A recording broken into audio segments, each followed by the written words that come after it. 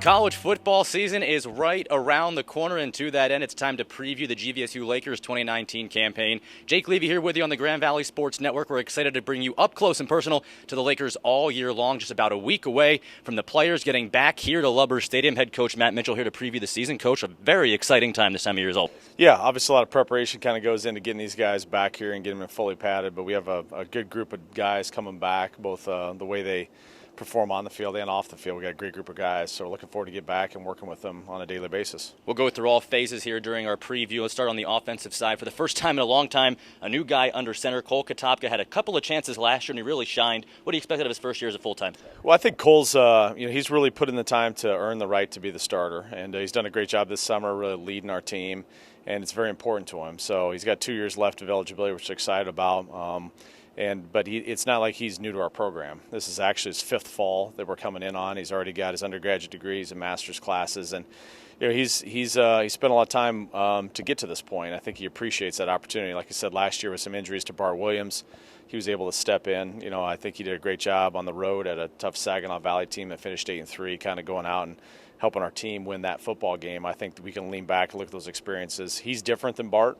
He does some things different than he does, and I'm looking forward to how we can mold our offense around all of our offensive players, but obviously starts with a guy who gets the ball in his hands every play, and that's Cole. So really excited to kind of see how he can progress in fall camp and start meshing up with our other skilled players to develop our offense. Speaking of other skilled players, you go to the running backs now. It's a varied and very deep group you have this year. Jack Preventer is back this year, plus you got a couple other guys back as well. Yeah, Jack had to step in last year as a redshirt freshman and play a little bit because we had some guys that we thought were going to come back that weren't, and so he stepped in, did a great job.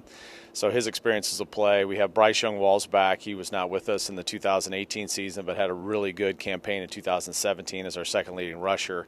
Brings a lot of edge, a lot of physicality to the game. And then we've got some other guys, some younger guys that had good spring balls and will have opportunities. So it certainly looks like a position of depth. We experimented in spring ball with maybe having more than just one of those guys on the field at times based on some of the depth they have at running back. And but it'll be fun because they have different skill sets, and I'm really excited that Bryce is back with our program after a year off. Receiver is probably a bit more of the more turnover position on your team this year. You do have Brandon Wadley back. You have Austin Parity back who will lead that squad. But what do you expect out of the receiver? Yeah, obviously we lost Nick Dotson, who led the GLIAC in pretty much every receiving category out there. And so it's tough to replace his production. But, we get more experience. Austin was a all-conference performer. He'll be coming back for his senior season. Brandon Wadley has made strides from his sophomore heading into his junior campaign. And, there's some other guys that we're excited about. We've got some transfers that we've added to the mix at those positions to see how they do in fall camp, with some returning guys that come off redshirt years last year. And that might even be in a position where a true freshman might be able to help out. We had Nick Dotson played as a true freshman in one of our deep playoff runs to a national semifinal. So I don't ever count it out. It's hard at other positions, but that might be a position where a guy can come in and kind of play. So I think you take, a receiver core, you take them in combination with our tight ends and our backs and look at the totality of who's going to get the ball. Feel really good about our two tight ends. Grant Dempster had a really great sophomore campaign last year for us, made some plays, and then obviously, Jake Slager played a lot as a redshirt freshman, and I've really seen a lot of development of him from his redshirt freshman to sophomore year. I mean, he was a really, really good tight end as a freshman last year, and he's gotten bigger and faster and stronger. So I think when you talk skill, a lot of people, who's going to catch balls, it may not just be the receivers all the time. We have utilized the tight end here a lot, Jake, in the passing game in the past, and especially talk about Nick Kaiser, who's in camp with the Chiefs right now.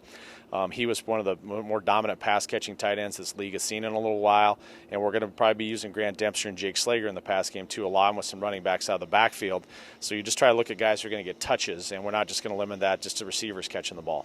You mentioned the tight ends are up and coming. So is that offensive line. We'd be remiss if we don't talk about this really talented young group. Yeah, it's a group that's has a lot of talent. They don't have maybe as much game experience as guys on the other side of the ball do with the defensive line, but they have talent. I mean, we're led by an all-conference center, Ethan Culbertson, that'll be back for his junior campaign. Had a great year for us leading the charge, and so that's important for us in our offense, our center. We have experience at that position, leadership, and that's what Ethan's providing. He's providing a lot of leadership off the field. And we have some guys up front that have played some games. Tommy Seawalk started a bunch of games. He'll be back. Jack Driscoll. There's a handful of guys, along with freshmen. We signed 10 freshmen in that old line class 2 years ago, and those guys went through spring ball as redshirt freshmen. Now they're heading into redshirt freshman seasons. There's some talented ones in there. I'm also aware that there's going to be some there's going to be a little bit of a growth curve, a little bit of learning. When you're that close to the line of scrimmage, there's going to be some stuff happening, but they have the size and the talent to make it happen. It's just got to come through some experience. So I think that's probably one thing we're looking for on offense is the growth and development of our offensive line and also the growth and development of some of the receivers. We've got to have some guys continue to develop and step up at those positions to be an explosive offense. But all in all, a very exciting young group on the offensive side. Should be a lot of fun to watch this year. Now, how about the other side of the ball? Let's talk defense. Starting with that defensive line, you bring back an all-conference guy, Mike Pettis, and 3 other starters on that really talented front line. Yeah, when you take a look at our defense in general, we have just more experience and more veteran players on defense than we do offense. And so we've got to lean on that group, all 3 levels of our defense. But when you start the defensive line, you mentioned we have Mike Pettis, 2-time all-conference performer, coming back for his senior campaign. We have 2 other senior defensive ends I'm really looking forward to. Johnny Williams was injured last year in the Ferris game, missed most of the season, but definitely had an impact, in the Dixie State game. He had multiple sacks in that game. So we get him coming back. We added a transfer from Northwestern, Xavier Washington, that's looked really good this summer. And then we feel good about the inside guys, and we've got basically 4 guys coming back inside, and probably the guys leading the charge here is James McBride, who was a first-team all-conference guy, nose guard last year as a junior, coming back for his senior campaign. So when you were to look at our 2 deep on the defensive line right now, it's a lot of juniors and seniors that have played a lot of football. And that bodes well for our defense. It also probably bodes well for our defense having to lead our team a little bit, probably at the beginning of the season with the lack of experience in some of the offensive positions. Last year we talked about how great the entire front 7 was this year. It'll be more of the same this year, maybe a little thinner in linebacker, but you still bring back an all-conference guy in Tyler Bradfield. And Isaiah Nkansa had a huge breakout year last year. That linebacker crew should be back reloaded. Yeah, you mentioned the 2 names we're going to lead on. I argue Tyler Bradfield might be one of our best football players on this entire team, regardless of position. So he's heading into his junior campaign, and not only is a all-conference performer, but an excellent leader and also just a unbelievable student in person, and he's really led there coming from Rockford. So Isaiah Nkansa heading into senior year.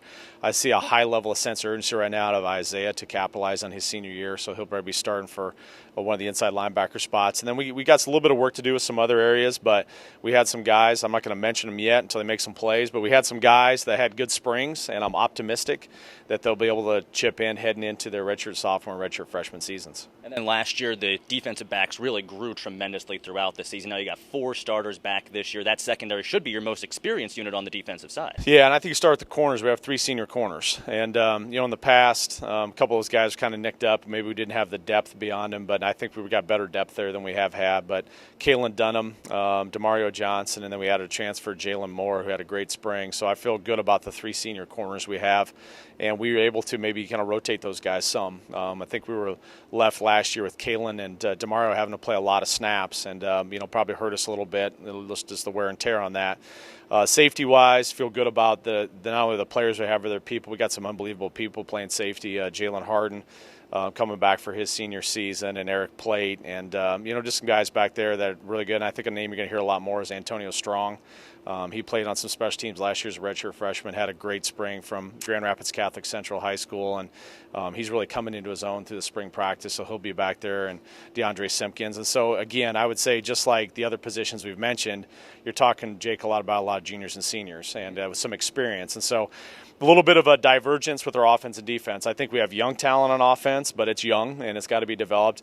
We definitely have more veteran experience and more all-conference players, to be honest with you, on the defensive side of the ball. So as the season progresses, we've got to lean on our defense maybe a little bit early and kind of continue to develop our offense, but that's why you have fall camp. I think it's been really healthy for our offense. They've had to go against a really good defense in spring ball, and they'll have to go against a really, really good defense throughout the course of fall camp, and that can only help those guys develop by seeing that, in my opinion, or multiple all-conference players in top-level competition. That's the stuff they need to see, because that's the stuff that we're going to see in some of the toughest competition within the GLIAC. And in terms of the confidence of the offense, knowing you have such a talented defense on the other side of the ball, how much does that help you as a young player, maybe willing to make a mistake? Yeah, no doubt about it. And I think we have to go through fall camp, and we kind of have to see our coaches how we're doing on both sides of the ball, and manage the game, and make great decisions about how we want to attempt to attack opponents and try to win football games. So there's still work to be done throughout fall camp. We have 3 weeks of practice to kind of continue to develop our identity and players to earn the right to play. And so that's what's exciting about coming in fall. I can't talk to you without talking about special teams, though. That's your unit. A guy who's maybe an unsung hero the last couple of years, Scott Mullinex, the long snapper, has been fantastic. He comes into his junior year, probably going to lead that special team squad, right? 100%. Scott's been awesome. Plays a true freshman, plays a true sophomore last year, heading into his junior campaign. But just on the spot, timing is perfect every time. We have some competition in the other spot. We lost an all-conference guy, J.J. McGrath, at graduation, and so we'll have some competition. It might be two different guys doing those duties, maybe one kickoff specialist, one extra point field goal. I am excited about a guy that's going to be a redshirt freshman, named Josh Gorball from Indiana. I think he's definitely kind of put himself in the lead for kickoff and is looking good on extra point field goals. Then the punting, deals. Dan Madden was injured.